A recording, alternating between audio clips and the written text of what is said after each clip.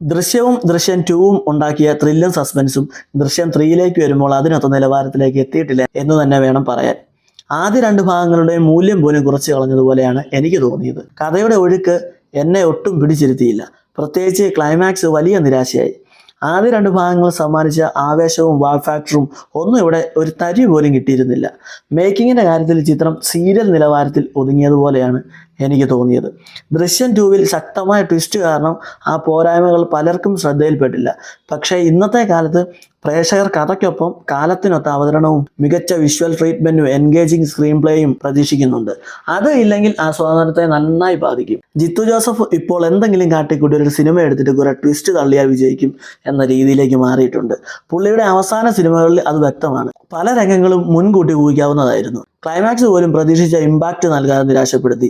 അതേസമയം ഇവിടെ പല റിവ്യൂവേഴ്സും സിനിമയെ അതിഗംഭീര സൃഷ്ടി എന്ന രീതിയിൽ അവതരിപ്പിച്ചത് എനിക്ക് കുറച്ചൊക്കെ അത്ഭുതം തോന്നി.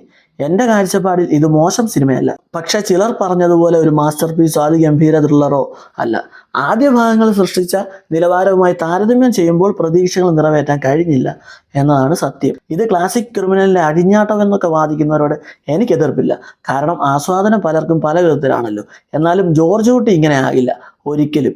അതിന് എന്തൊക്കെ ന്യായം പറഞ്ഞാലും പോയിന്റ് വെച്ച് നമുക്കത് വാദിക്കാം.